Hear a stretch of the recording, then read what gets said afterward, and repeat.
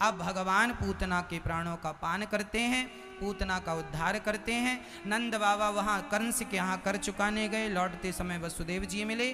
पूतना मौसी के शरीर को काट काट कर चिता पे रखा और पूतना के शरीर में जब आग लगी तो पूतना के शरीर से सुगंध निकल पड़ी। किसी ने कहा पूतना ने तो भगवान को मारने का प्रयास किया, उसके शरीर से तो दुर्गंध निकलना चाहिए, सुगंध क्यों? तब कहा कि पूतना बहुत बड़ी पापनी थी, पर भगवान का स्पर्श करते ही उसके समस्त पाप नष्ट हो गए और पुण्यात्मा हो गई। उसके शरीर की दुर्गंध नष्ट होकर सुगंधी निकल पड़ी, इसलिए भगवान ने पूतना का उद्धार। कितना भी बड़ा पापी हो, भगवान कहते हैं कोई मेरी शरण में आ जाए तो मैं उसका उद्धार कर देता हूं।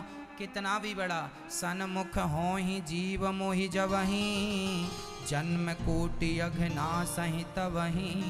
कितना भी बड़ा पापी क्यों ना हो, भगवान की शरणागति ग्रहण कर ले तो भगवान उसका उद्धार कर ही देते हैं। इसलिए कहा करो कि नाथ हम तो पतित हैं, हम आपकी शरण ग्रहण करते हैं। बोलो हे नाथ मैं आपको कभी भूलू नहीं, हे नाथ मैं आपको कभी भूलू नहीं, मैं आपकी शरण ग्रहण करती हूं, करता हूं। दिन में 25-50 बार ये कहा करो कि नाथ मैं आपकी शरण ग्रहण करती हूँ, नाथ मैं आपको कभी भूलू नहीं। और श्रीमन नारायण चरणौ शरणम प्रपद्ये, श्रीमते नारायणाय नमः, ये बोला करो श्रीमन नारायण श्रीमन नारायण श्रीमन नारायण। भगवान की कृपा निश्चित होगी। माता पूतना का उद्धार किया, भगवान ने पूतना के शरीर को जलाया।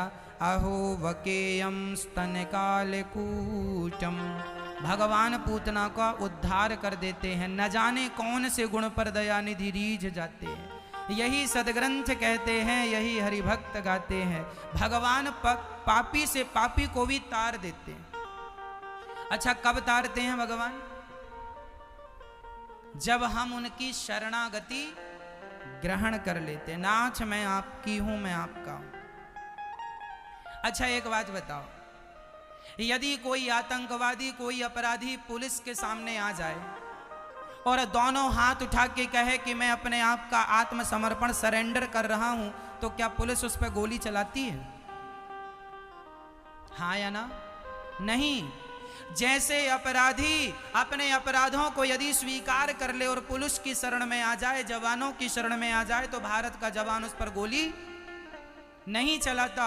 उसी तरह मैं कितना भी बड़ा पापी हूं, पर दोनों हाथ उठा के कह दूं कि नाथ मैं आपकी शरण में हूं, तो भगवान भी मेरे अपराधों को भूल कर मुझे अपने हृदय से लगा लेते हैं। इसलिए भगवान की शरणागति, आप कभी वृंदावन आएंगे तो आप देखेंगे वृंदावन में कुछ भक्त लोग होते हैं, वह भगवान का दर्शन कैसे करते हैं? ऐसे हाथ उठा के, ऐसे ये हाथ उठा के दर्शन करने का अर्थ क्या है? जब भी मंदिर जाया करो तो ये दोनों हाथ जरूर उठाया करो। ये हाथ उठाने के पीछे आपका ये भाव होना चाहिए कि नाथ मैं आपके चरणों में आत्मसमर्पण करने के लिए आया हूं। जैसे अपराधी हाथ उठा के ही तो समर्पण करता है। अच्छा चलो अपराधी की छोड़ो, छोटा सा बच्चा आपकी गोद में आना चाहता है तो क्या करता है?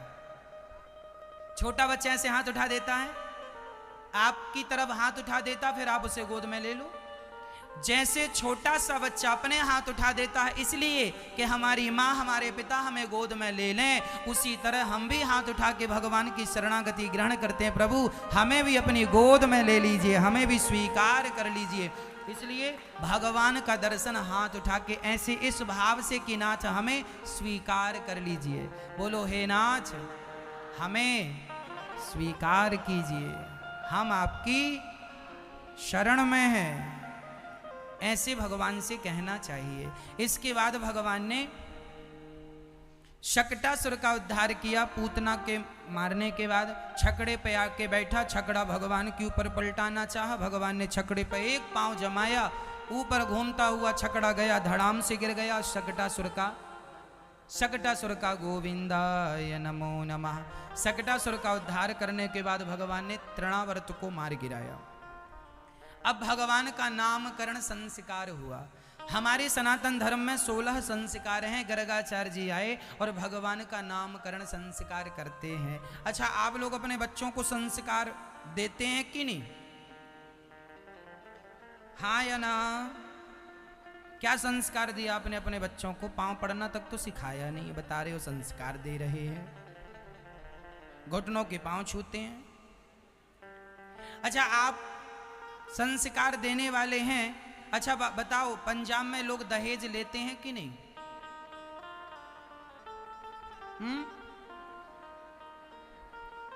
मैया क्यों? क्या लेते हैं? हाँ तो सीधा बताओ, लेते हैं। अब सुनो, आजकल माँ बाप अपने बच्चों को संस्कार बिल्कुल नहीं देते, और हमारे यहाँ भगवान श्री कृष्ण के संस्कार में नामकरण संस्कार है। हम आपसे केवल हाथ जोड़ के प्रार्थना करते हैं कि बच्चों को इतने संस्कार तो दे देना कि बुढ़ापे में आपकी सेवा कर लें, आपको 2 रोटी और गिलास भर पानी सम्मान से देते रहें। इतने संस्कार देना, नहीं तो कल ये ना हो कि आपको भी आपके बच्चे घर से निकाल दें।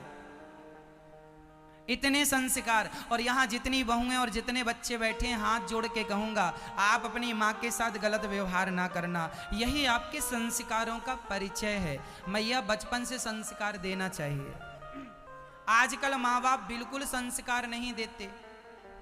बच्चे पढ़ लिख जाते हैं और पढ़ने लिखने के बाद माँ बाप बच्चों के विवाह में, आजकल बच्चों का विवाह जब होता है ना, तब देखो विवाह नहीं होता, ऐसा लग रहा है कि बाजार में खड़े होके बेच रहे हैं। मेरा बेटा 20 लाख का कौन खरीदेगा? 40 लाख, 40 लाख एक, 40 लाख दो, किसी ने 45 का, 45 लाख, 45 लाख। 4 लड़की वाले आते हैं और लड़के के माँ बाप से कहते हैं हमारी बेटी से विवाह कर लो। कितना दोगे? 10 लाख। हाँ 10 लाख। आप कितना दोगे? 15 लाख। हाँ 10 लाख वाले जाओ। मिठाई भी नहीं देते उसको खाने, चल वापस कर, फोकट का खा रहा, चल 15 लाख। और कोई कह दे 20 लाख देंगे हम, तो 15 लाख वाले की मिठाई वापस ले लेते हैं। हाँ या ना? अच्छा, आप लोगों ने अपने बच्चों को पढ़ा लिखा किस लिए तैयार किया है कि बाजार में मुंह मांगी कीमत ले सको इनकी? फिर इतना पढ़ाया। कई माँ बाप तो ऐसे होते हैं बच्चों की पूरी फीस तक लड़की के बाप से वसूलते हैं। इतना पढ़ाया है, इतना खर्च हुआ है, पूरा दो, पूरा हिसाब किताब। पूरी बच्चों को बाजार में बेचा ना करो।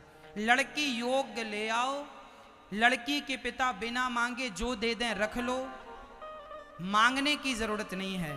मांगे से मरना भला, मांगने से अच्छा है मर जाओ। मांगना अच्छा, मांगे से मरना भला, मत मांगो कोई भीख, बिन मांगे मोती मिले यह सतगुरु की सीख।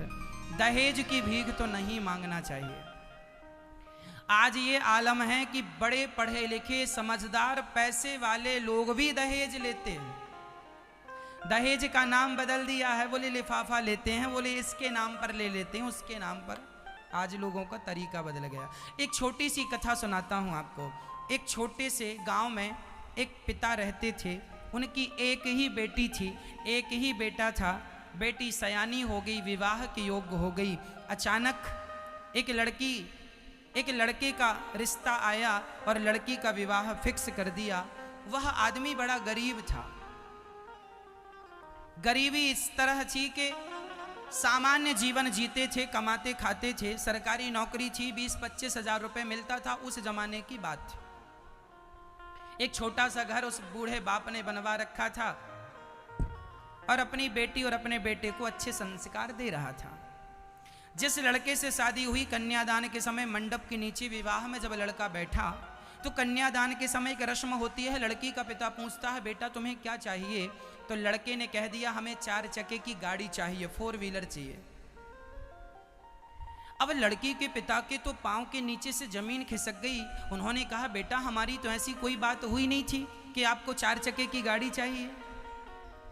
नाना हमें तो गाड़ी चाहिए नहीं तो हम जा रहे हैं। अब बारात छोड़कर, विवाह छोड़कर आधे विवाह से लड़का भाग जाए तो बड़ी बदनामी हो जाएगी, उस लड़की से विवाह कौन करेगा? तो लड़की का पिता बड़े धर्म संकट में पड़ा, क्या करूं क्या करूं। उस लड़की के पिता ने अपना घर गिरवी रख दिया। और घर गिरवी रख के 10 लाख रुपए में उसके लिए बढ़िया सी गाड़ी खरीदी। सुबह लड़की को गाड़ी पर बिठाकर विदा किया, लड़का चला गया।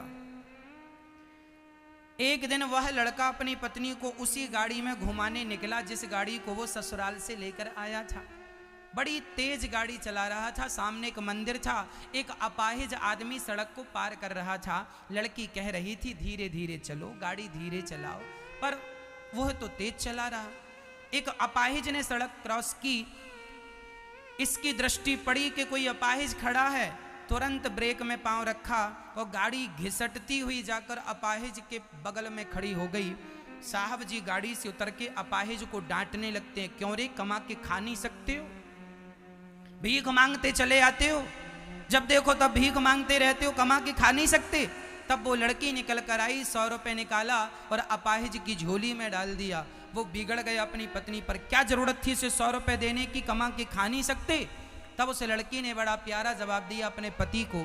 उसने कहा सुनो जी, ये तो अपाहिज है, ये तो कमा नहीं सकता क्योंकि भीख मांगना इसकी मजबूरी है, अपाहिज है। पर आप तो अपाहिज नहीं थे, फिर भी तो आपने मंडप के नीचे मेरे पिता से भीख मांगी। क्या आप भिखारी नहीं हैं? क्या यही भिखारी हैं जो मंदिर में भीख मांगते हैं? याद रखना मेरी माँ, जो मंदिर के सामने भीख मांगते हैं उन्हें भिखारी कहते हैं, और जो दहेज मांगते हैं उन्हें भिखारी नहीं, उन्हें भिखमंगा कहते हैं। उन्हें क्या कहते हैं? यदि आपने अपने बच्चों के लिए दहेज मांगा तो घर के सामने ये जरूर लिखवाना भिखमंगे का घर यही है। भिखमंगा जरूर लिखवाना, और पहले ले चुके हो तो कल ही जाके नेम प्लेट में लिखवाना भूतपूर्व भिखमंगे का घर यही है। हम पहले ही ले चुके। मतलब आदमी को बिल्कुल शर्म नहीं आती दहेज मांगने में। लड़की का बाप मर जाए, जमीन गिरवी रख दे, घर गिरवी रख दे, पर हमारी इच्छाएं पूरी करो। मैं हर माँ बाप से और यहाँ बैठे हर नौजवान भाई से कहूंगा कि तुम दहेज ना मांगना। तुम्हें गाड़ी चाहिए ना तो अपनी मेहनत के बल पे गाड़ी खरीदो। क्या भिखमंगों की तरह भीख मांग के गाड़ी ले लिए? अब वो गाड़ी तुम्हारी थोड़ी है, जीवन भर लड़की कहेगी मेरे बाप की गाड़ी है, तुम तो केवल ड्राइवर हो। गाड़ी किसकी है? अरे गाड़ी में बैठने का शौक है तो गाड़ी मेहनत करो, कमाओ और गाड़ी खरीदो। अपनी कमाई गाड़ी में बैठने का अलग ही सुख है। और भिखारियों की तरफ ससुर जी गाड़ी दे दो, हमारे बाप की तो कोई औकात है नहीं खरीदने की, आप ही दे दो। ये भिखमंगे लोग भारत में बहुत भरे पड़े हैं, भीख मांगते रहते हैं, अपनी पत्नी से कहते रहते हैं अपने बाप के घर से पैसा लेके आओ। क्यों? तेरे बाप मर गए हैं, तेरे बाप में तो कोई दम है नहीं। लड़की के बाप को परेशान करता रहता, ताने मारता रहता। भारत में आज भी हजारों लड़कियां दहेज के नाम पे जिंदा जला दी जाती हैं। आज भारत पढ़ा लिखा है, अनपढ़ नहीं है।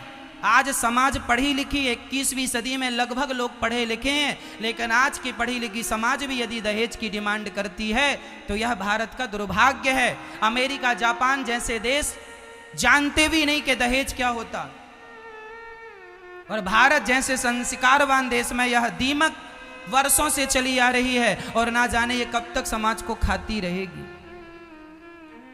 इसलिए मेरे भारतवासियों, मैं आपसे हाथ जोड़ के प्रार्थना करता हूं, बच्चों को इतना स्वावलंबी बनाओ, इतना योग्य बनाओ कि उन्हें किसी के सामने झोली फैलाने की जरूरत ना पड़े। जो इच्छाएं हैं वो अपने बलबूते पूरी करें, अपने मेहनत से पूरी करें। गाड़ी का सपना है, बंगला का सपना है, पैसों का सपना है, कमाओ। तुम्हारी भी भुजाएं हैं, तुम्हारे भी खून दौड़ रहा है, कमाते क्यों नहीं हो?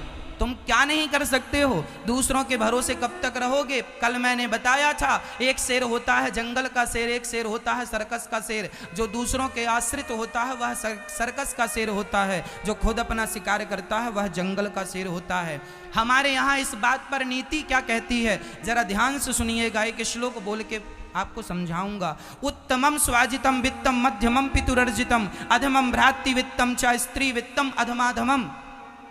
खुद की मेहनत से कमाया हुआ धन सबसे उत्तम होता है। खुद की मेहनत से कमाया हुआ धन, जोर से बोलो, पिता की संपत्ति मध्यम होती है दूसरे नंबर पे। पिता का धन मध्यम होता है। अच्छे बच्चे को पिता का धन पहले नहीं लेना चाहिए। पिता से कहना चाहिए, पिताजी जो आपका धन है अपने हाथ से दान पुण्य करो, हम में योग्यता होगी कमा लेंगे। मैंने एक आदमी के बारे में पढ़ा, उनकी हजारों करोड़ की प्रॉपर्टी थी, मरने के पहले सारी प्रॉपर्टी सरकार को दान कर दी। लोगों ने कहा, क्यों जी, आपकी तो हजारों करोड़ की प्रॉपर्टी है और आप सरकार को दान कर रहे हैं। उन्होंने कहा, तुम्हारा तो एक बेटा है, अपने बेटे को क्यों नहीं देते? तब उस आदमी ने कहा कि मैंने जिस टैलेंट से, मैंने जिस योग्यता से ये संपत्ति बनाई है, वह टैलेंट मैंने बच्चे को दे दिया है। यदि मेरे बच्चे के अंदर योग्यता होगी तो मेरे से ज्यादा संपत्ति बना लेगा, और योग्यता नहीं होगी तो दूंगा वो भी मिटा देगा।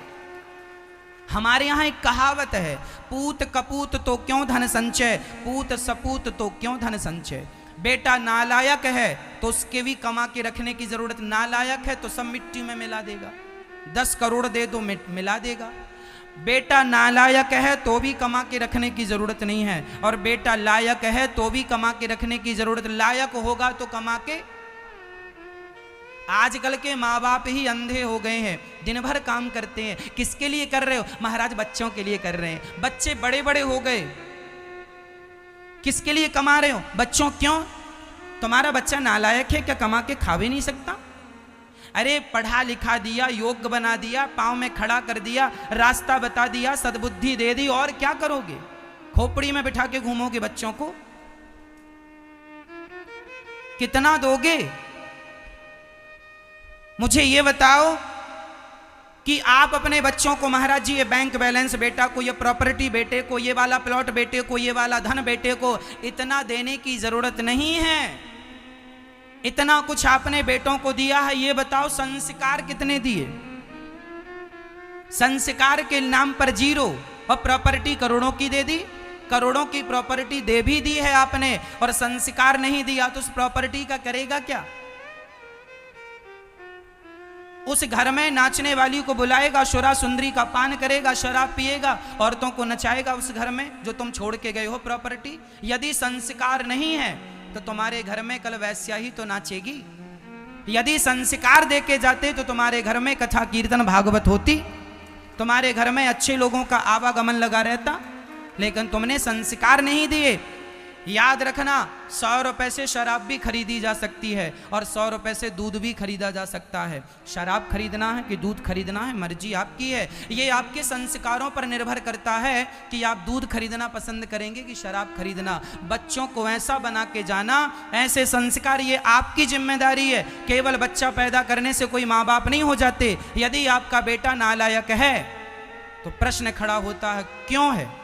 तुम्हारा बेटा शराबी क्यों है, जुआड़ी क्यों है, सिगरेट क्यों पीता है, तंबाकू क्यों खाता है? तुम्हारा बेटा सत्संग क्यों नहीं करता, मन लगा के काम क्यों नहीं करता? क्यों नहीं संस्कार दिए?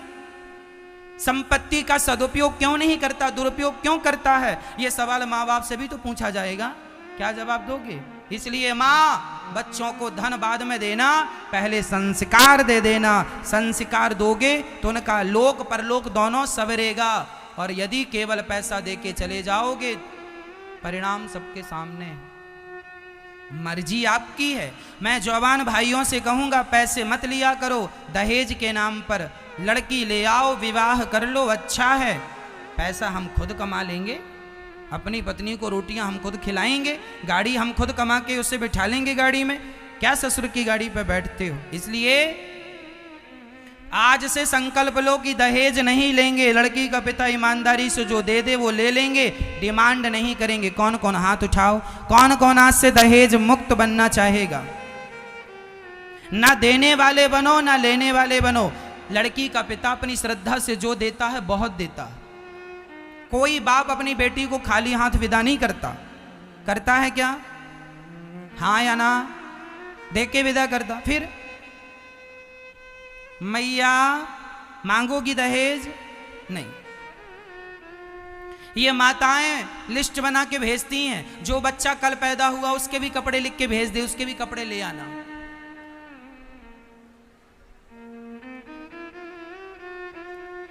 भगवान श्री कृष्ण को गर्गाचार्य जी ने नामकरण संस्कार किया। गर्गः पुरोहितो राजन् यदूनां सुमहातपा व्रजं जगाम नंदस्य वसुदेव प्रचोदितः। यशोदा, ये जो तुम्हारा बेटा है इसका नाम होगा कृष्ण, और ये रोहिणी जो आपका बेटा है इसका नाम होगा रमन्ते योगिनाम यस्य सह रामः राम। अब भगवान कृष्ण का नाम। यशोदा बोली, बाबा हमसे तो इतनो टेढ़ो नाम ले तो ही ना बने, क्या नाम? कृष्ण तो लेनो ना आवे, तो कनवा कनवा कह के बुला सके। हाँ हाँ, तो मैया यशोदा कन्हैया को कनवा कहती हैं और बलराम जी को बलुआ कहती हैं। कनवा बलुआ, कलुआ बलुआ। मैया यशोदा ने नामकरण किया। अब भगवान थोड़ा बड़े हुए, और जब भगवान बड़े हुए ना मेरी माँ, तो भगवान गायों बछड़ों की पूंछ पकड़ पकड़ के खेल रहे हैं, घुटनों के बल चलते हैं, माँ यशोदा की तरफ टुकुर टुकुर देखते हैं। एक बार क्या हुआ, भगवान थोड़ा जब खड़े होने लगे तो मटकी में हाथ डाल के मक्खन खा रहे थे। मैया ने कहा, चौरे लाला तने मटकी से मक्खन खाया? कन्हैया कह रहे, ना मैया, मैंने मटकी से मक्खन ना खाया। हाँ, तो ये तेरे मुंह में मक्खन कैसे लगा? मैया, ये जो तूने अंगूठियां पहनाई है इसमें नग है, ये जल रहे थे तो मैंने हाथ डाल दिया ठंडक के लिए, और मुंह में खुजली हुई तो खुजलाया तो मक्खन मुंह में लगा। मैया बोली, लाला बहुत चतुर है, छोटे से कन्हैया बहुत बातें बना लेते हैं, श्याम सुंदर को हृदय से लगाती हैं, और कन्हैया मैया मैया कह के बुलाते हैं। कहने लगे मोहन मैया मैया। भगवान श्री कृष्ण माँ को क्या कहते हैं? जोर से बोलो। और आप लोग अपनी मम्मी को क्या कहते हैं? मम्मी। वाह वाह वाह। अच्छा बताओ, मम्मी किसे कहते हैं? मम्मी किसे कहते जानते हो? जब कोई आदमी मर जाता है तो उसे तेल में डुबा के रखते हैं ताकि वो बॉडी खराब ना हो, उस प्रोसेस को मम्मी कहते हैं। मरे हुए आदमी को तेल में डुबा के रख दिया जाता है ताकि बॉडी खराब ना हो, 10 दिन 15 दिन 1 माह, उस प्रोसेस को क्या कहते हैं? उसको क्या कहते हैं? मम्मी। मम्मी, उस मम्मी से मम्मी हो गया। तो तुम्हारी मम्मी तो जिंदा है, और मम्मी तो उसे कहते हैं जो मर गई है या मर गया है। तो आपकी मम्मी जिंदा है और आप जीते जी मम्मी को मार रहे हो, इसलिए माँ को मम्मी नहीं, या माँ कहो या हमारे श्याम सुंदर तो माँ नहीं, मैया कहते हैं। कहने लगे मोहन मैया मैया, कहने लगे मोहन मैया मैया। भगवान क्या कहते हैं माँ को? मैया मैया। या तो माँ कहो या तो मैया कहो, लेकिन आज से मम्मी ना कहना। मम्मी अर्थात मरी हुई स्त्री और मरा हुआ पुरुष, उसे मम्मी कहते हैं। तो आप लोग अपनी माँ को क्या कहेंगे? माँ, माताजी, मैया, ये अच्छे शब्द हैं, हमारे भारतीय शब्द हैं। अब पिता को क्या कहना है? आप लोग पापा कहते हैं। पापा का अर्थ क्या है? हम कर रहे पाप आ, पाप जा नहीं, पाप आ, पापा पापा पापा पापा पापा।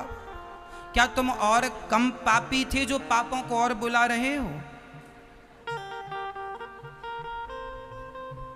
क्या ये भारतीय भगवान श्री कृष्ण क्या कहते हैं? अभी आपने टीवी पर रामायण और महाभारत सीरियल देखा, उसमें क्या मम्मी और पापा का शब्द का इस्तेमाल किया गया? क्या किया गया था वहां? पिताजी, पिताश्री, पिता को पिता। इसीलिए हमारे यहां कहते हैं माता पिता। हमारे यहां क्या कहते हैं? हाँ, माता पिता। मम्मी पापा ये हमारी भाषा नहीं है, ये मूर्खों की भाषा है। जिन्हें शब्दों का नॉलेज नहीं है वो मम्मी मम्मी कह रहे हैं, कुछ भी कह दिया। भेड़ों की चाल, एक भेड़ कुएं में गिरा, सारे भेड़ गिर गए कुएं में। एक ने मम्मी कहा, अच्छा मम्मी, हाँ।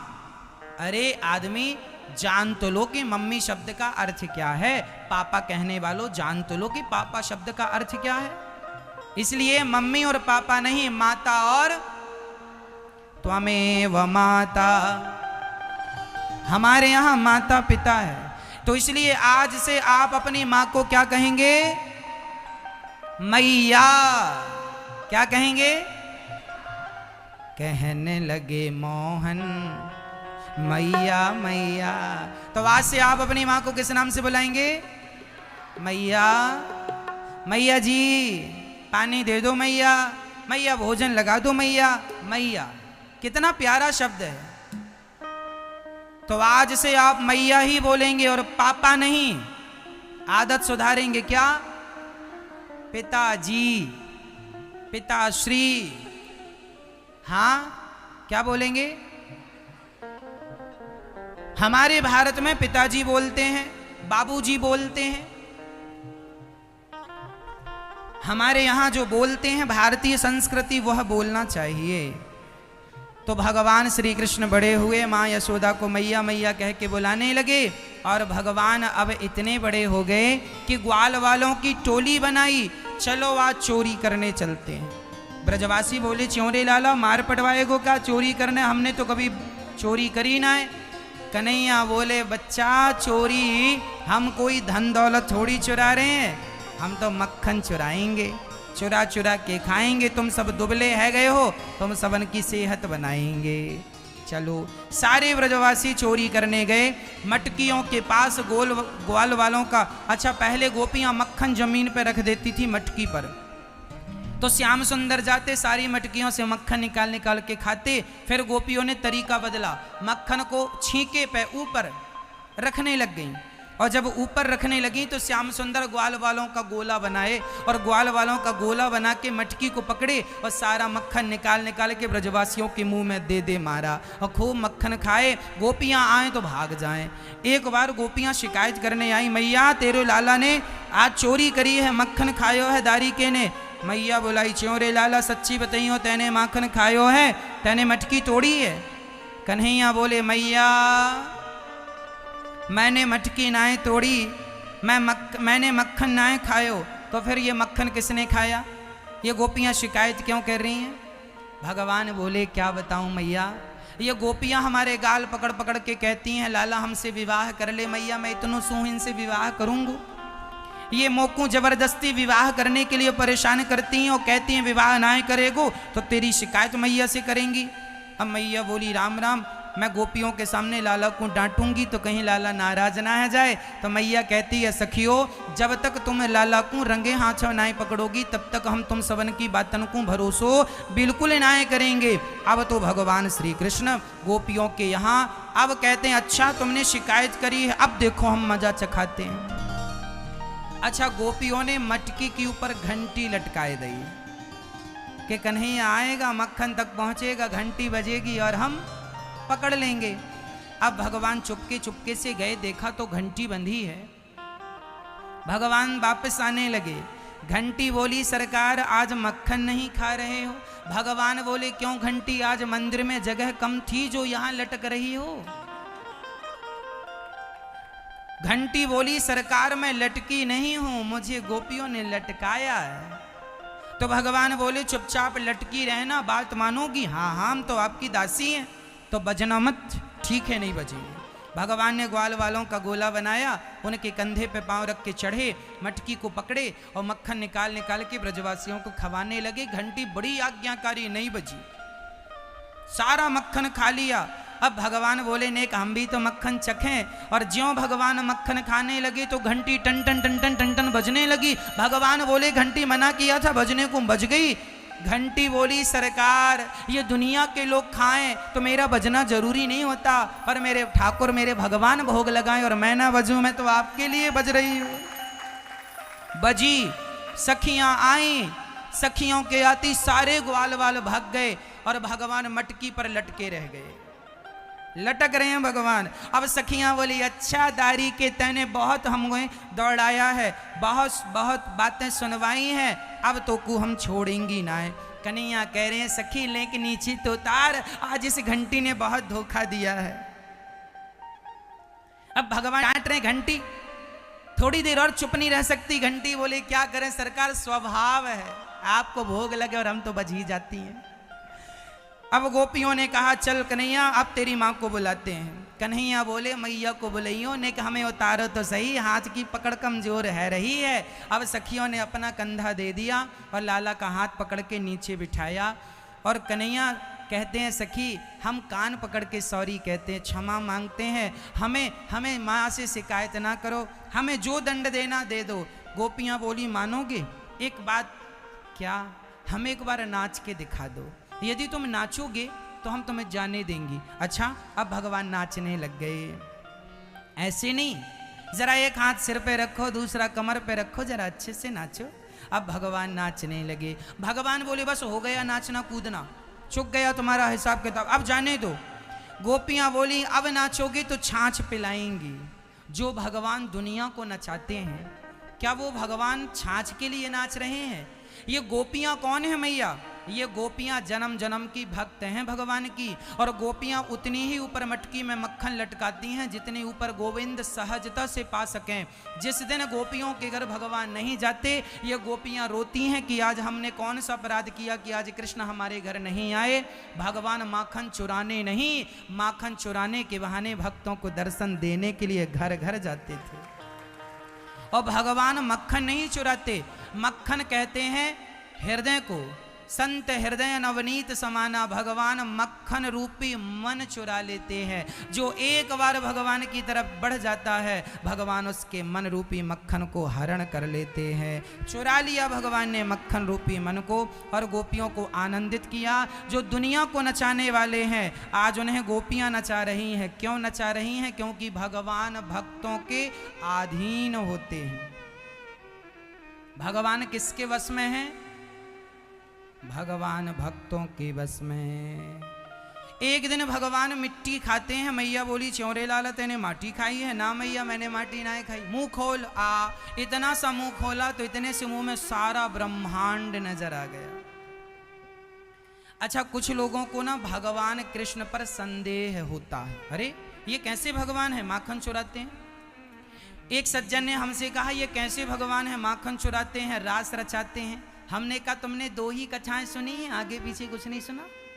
हमने कहा सुनो, ये भगवान माँ यशोदा के कहने पर इतने से मुंह को खोलकर इतना बड़ा ब्रह्मांड दिखाते हैं। जो भगवान इतने से मुख में इतना बड़ा ब्रह्मांड सृष्टि अपने मुंह में दिखा सकते हैं, वो भगवान ही अपने भक्तों के लिए सामान्य सी लीलाएं कर रहे हैं। उन्हें संदेह की दृष्टि से ना देखा जाए, उन्हें श्रद्धा की दृष्टि से देखा जाए। भगवान ने मिट्टी खाई और मिट्टी के लिए मुंह खोला तो इतने से मुंह में पूरा ब्रह्मांड नजर आया। आज भगवान सुखदेव भगवान से राजा परीक्षित कह रहे हैं प्रभु ये बताओ कि आखिर माँ यशोदा ने ऐसा कौन सा पुण्य किया जिस पुण्य के कारण भगवान उनके पुत्र बन के आए। तब कहते हैं माँ यशोदा पिछले जन्म में क्या थी। आपको पता है माता यशोदा पिछले जन्म में क्या थी? नहीं, आज हम आपको बताएंगे कि माँ यशोदा का पूर्व जन्म क्या है। आखिर कौन सा पुण्य किया है माँ यशोदा ने जिसके कारण इनके घर भगवान पुत्र रूप में प्राप्त हुए हैं। आज हम इनका इतिहास आपको कहेंगे। मैया जी जल्दी तो नहीं है आपको? तो फिर ध्यान से सुनिएगा।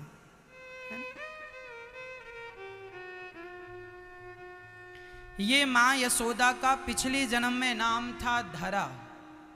क्या नाम था इनका? धरा। ये धरा नाम की एक महिला थी, एक स्त्री थी। ये जंगल में रहा करती थी। जंगल गांव के पास ही एक झोपड़ी बनी थी। उस घास की झोपड़ी में रहकर भगवान का भजन करती थी। इनके पति का नाम था नंद बाबा, जो आज नंद बाबा हैं। ये पिछले जन्म में इनका नाम था द्रोण।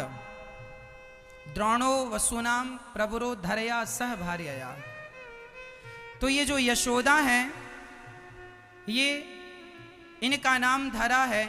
इन्होंने अपने जीवन में इतना भजन किया है, इतना भजन किया, इतनी भक्ति की कि इनके घर में संतों का तांता लगा रहता था। ये घर में आए अतिथि को बिना भोजन किए जाने नहीं देती थी। देखो जब हम अन्न दान करते हैं ना तो उसकी महिमा क्या है। यशोदा पिछले जन्म में धरा थी। इनके घर कुछ संत आए और जब संत आए, संतों ने कहा देवी हमें बड़ी भूख लगी है, क्या आपके घर भोजन मिलेगा? धरा ने कहा जरूर मिलेगा। उस समय धरा के घर में अन्न का एक दाना नहीं था, एक भी दाना नहीं था, और संत बैठे हैं। धरा ने संतों से कहा आप स्नान करिए, हम आपके भोजन की व्यवस्था करते हैं।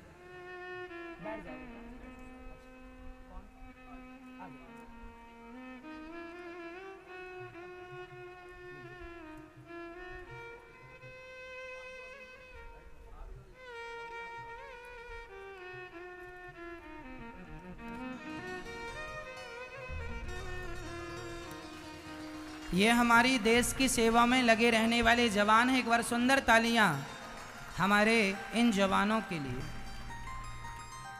इस कोरोना काल में इनका कितना बड़ा योगदान था। सब घर के अंदर सुरक्षित थे, लेकिन ये अपनी जान जोखिम में डाल के हम सभी की सेवा में लगे थे। माँ यशोदा पिछले जन्म में धरा थी। इनके घर कुछ संत आए और इन्होंने संतों की खूब सेवा की, पर विडंबना ये थी आज इनके घर में खाने को अन्न का दाना नहीं था और संत भूखे थे। संतों ने कहा देवी क्या हमें भोजन मिलेगा?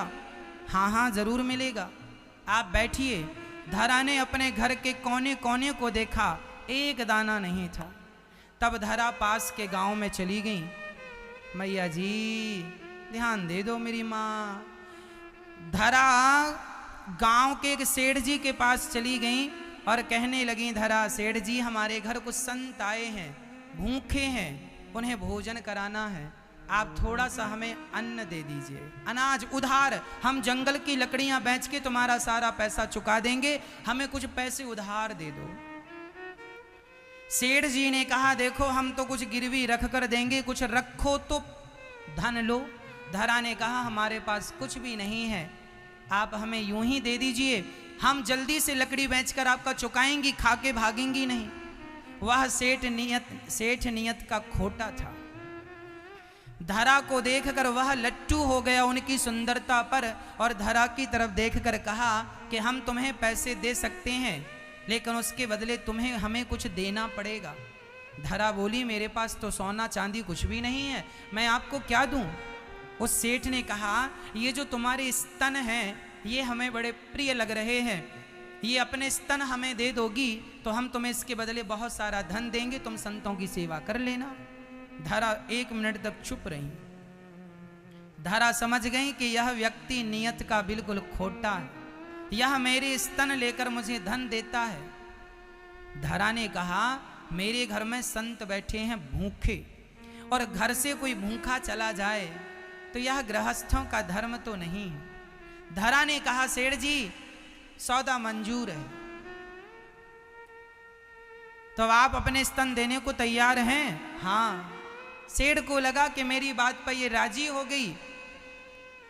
धरा ने कहा ठीक है मेरे स्तन लेकर मुझे धन दे दो।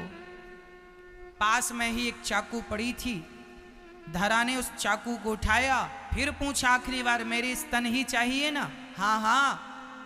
धरा ने चाकू उठाई और अपने स्तनों को चाकू से काट कर सेठ की तराजू में रखती हैं। सेठ जी ये रहे मेरे स्तन, तुम्हें स्तन चाहिए था, ये रहे स्तन, अब मेरे द्वार पर संत भूखे बैठे हैं, जल्दी से पैसे दे दो, इसके बदले जो भी पैसा बनता है वो दे दो, मैं सेवा करना चाहूंगी। वह सेठ दंग रह गया, पैसे निकाल कर रख दिया। धरा ने उतने ही पैसे उठाए जितने की उनको जरूरत थी और लेकर बाजार से सामान खरीदा, संतों के लिए भोजन तैयार किया। और संतों ने जब भोजन किया तो देखा कि धरा की पूरी साड़ी रक्त से, लहू से गीली थी। भाई स्तन कटे हैं तो स्वाभाविक है कि रक्त तो बहेगा, पूरा शरीर रक्त से लहू लुहान था। संतों ने कहा देवी ये आपके शरीर से इतना रक्त कैसे निकल रहा है? धरा ने कहा महात्मा जी आप भोजन करिए। संतों ने कहा ना, हमें भोजन तब तक नहीं गले के नीचे उतरेगा जब तक तुम कारण नहीं बताओगी, तुम्हें इतना दर्द है, इतनी पीड़ा है और हम भोजन करें, ये ठीक नहीं है। तब धरा ने पूरी राम कहानी बताई कि मेरे घर अन्न का दाना नहीं था और आपको भोजन कराना था, तो मैं सेठ के पास गई, उन्होंने कहा मुझे स्तन चाहिए, तो मैंने अपने दोनों स्तन काट कर दे दिए।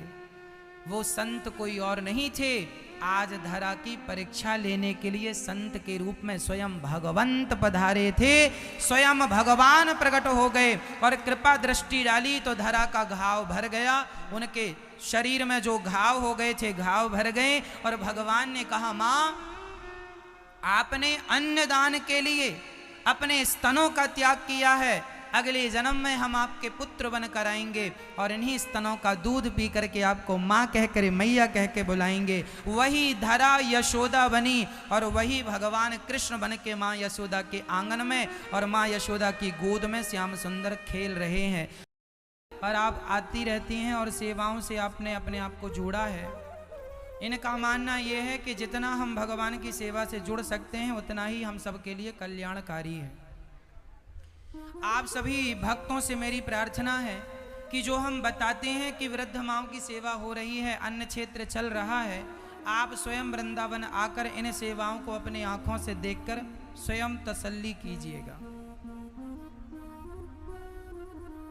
अच्छा, एक छोटी सी प्रार्थना और करूंगा। 18 तारीख की जो कथा है उस कथा में हमारा ये विचार है कि यदि कथा 12 बजे से 3 बजे तक हो जाएगी तो लोगों से भरपूर मिलने का अवसर मिल जाएगा, समय मिल जाएगा। केवल एक दिन आखिरी दिन की कथा 12 बजे से 3 साढ़े 3 बजे तक, क्या आपकी मर्जी है? यदि आप कहेंगे कि 6 बजे से ही करो तो हमें कोई प्रॉब्लम नहीं है, लेकिन 6 बजे के बाद फिर रात्रि को 9 बजे फिर आप लोगों से मिलना नहीं हो पाएगा और 12 से 3 साढ़े 3 के बाद 4-5 बजे तक हम आप लोगों से मिल सकते हैं। यदि आपकी इच्छाएं हैं तो आप आज्ञा दीजिए तो ये आज्ञा पूरी की जाए। कौन कौन आज्ञा देगा हमें कि 3 बजे से कथा हो, 12 बजे से कथा हो?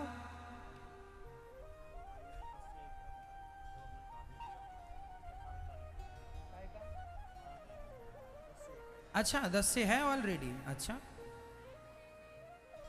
अब भैया जी कह रहे हैं कि 18 तारीख को कथा का समय कार्ड में छपा है 10 बजे से 1 बजे तक, फिर तो और समय मिलेगा आपको, तो ये ठीक है। टीवी पर कथा तो 2:30 बजे से ही आएगी। टीवी पर तो कथा जो टीवी पे दर्शक सुन रहे हैं वो तो 2:30 से 6 ही सुन पाएंगे, लेकिन 18 तारीख को जो यहाँ की कथा है प्रत्यक्ष रूप की वह कितने बजे से होगी? अब 10 बजे से 1 बजे तक। 12 से 3 वाला डिलीट करो तुरंत फास्ट। 10 से 1 वाला बुक हो गया। आएंगे, ऐसा तो नहीं कि काम का बहाना हो जाए। तो 18 तारीख की कथा 10 बजे से 1 बजे तक, ये सबको सूचना दीजिएगा ताकि किसी को ये ना हो कि वो 6 बजे के चक्कर में 6 बजे आए। रक्तदान भी है यहाँ पर, तो जिनका शरीर में रक्त अधिक है आप थोड़ा थोड़ा रक्तदान भी कर सकते हैं। रक्तदान जरूरी है, जरूरतमंदों को रक्त मिल जाता है। अब हम थोड़ी सी कथा और सुनाएंगे, फिर आपको आरती की ओर लेकर के चलेंगे। मां यशोदा ने भगवान श्री कृष्ण को एक बार उखल से बांधा। भगवान मां यशोदा दही मंथन कर रही थी। एकदा गृहदासीसु यशोदा नंद गेहनी। कल की कथा आप पति पत्नी को ध्यान से सुनना। यदि कल की कथा आपने पति पत्नी जोड़े से सुनी तो गारंटी हम लेते हैं कल की कथा सुनने के बाद पति पत्नी में झगड़ा नहीं होगा, ये हमारी गारंटी है। झगड़ा होए तो हमें आप फोन लगा सकते हैं। कल की कथा के बाद आप पति पत्नी में झगड़ा नहीं होगा, इसलिए कल की कथा आप दोनों को जोड़े से सुनना है। आपके बगल में कल पति जी बैठे हों। और परसों की कथा 10 बजे से 1 बजे जो होगी, परसों की पूरी कथा बच्चों के नाम होगी। आप अपने जवान बच्चों को कथा जरूर सुन। परसों बच्चों को लेके आना। बच्चों को मतलब इतने इतने बच्चे ना ले आना, जो समझदार बच्चे हैं उन्हें ले आना। परसों की कथा बच्चों के नाम, कल की कथा पति पत्नी के नाम। हाँ, विशेष ज्ञान की चर्चा आपके लिए होगी, बच्चों के लिए होगी। कल परसों 2 दिन की कथा बड़ी महत्वपूर्ण है, इसलिए ध्यान से सुनिएगा। भगवान श्री कृष्ण को माँ ने छोड़कर दूध उतारने गई, चूंकि चूल्हे पर दूध चढ़ा था। भगवान जिद कर रहे थे अपना दूध पिलाओ, माँ अपना स्तन पान करा रही थी।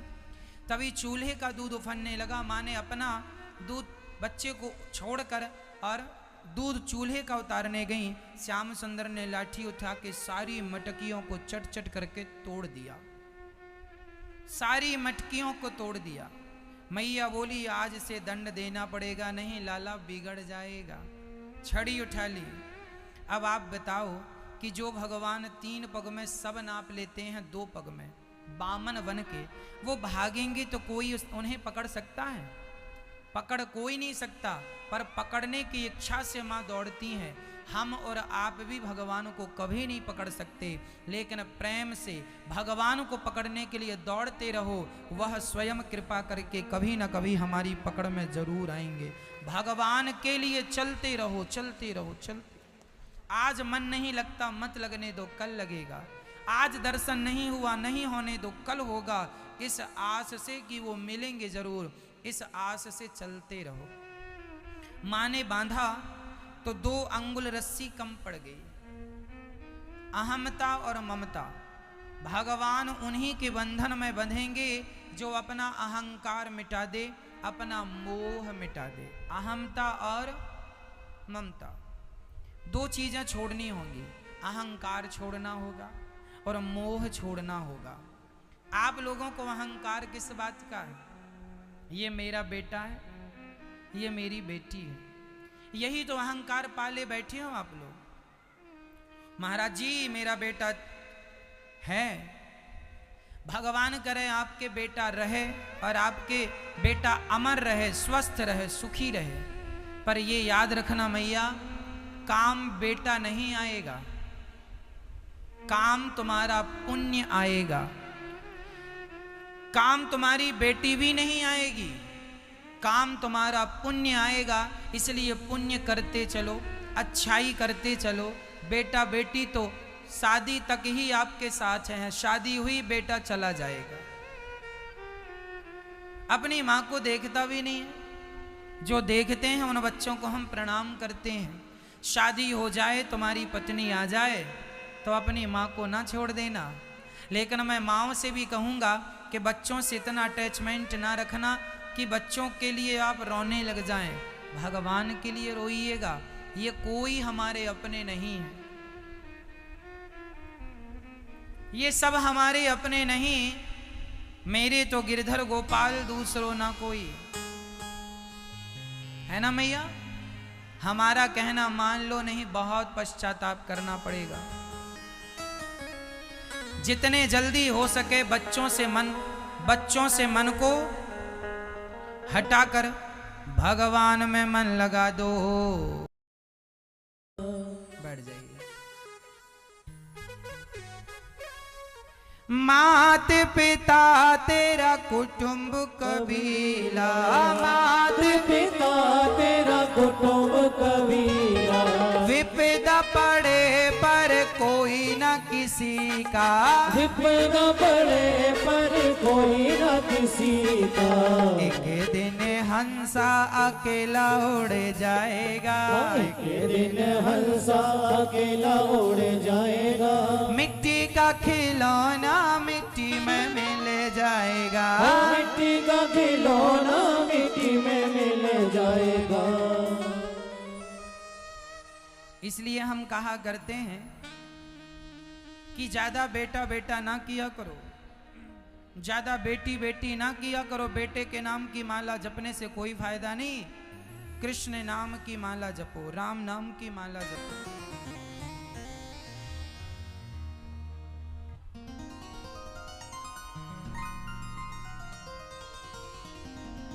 कोई काम नहीं आता मेरी माँ, कोई काम नहीं आता। इसलिए भगवान का नाम जपना स्टार्ट कर दो।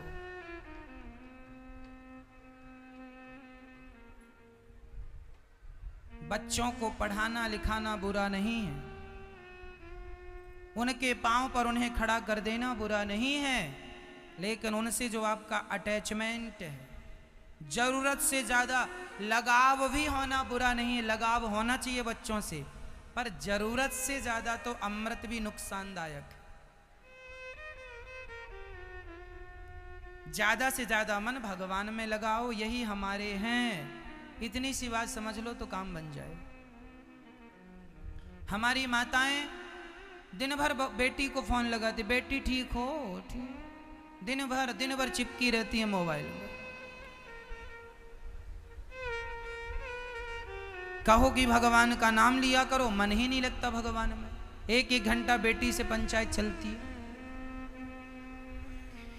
अहंकार और मोह संसार के प्रति छोड़ दिया मां यशोदा ने, तो कृष्ण बंधन में बंध गए।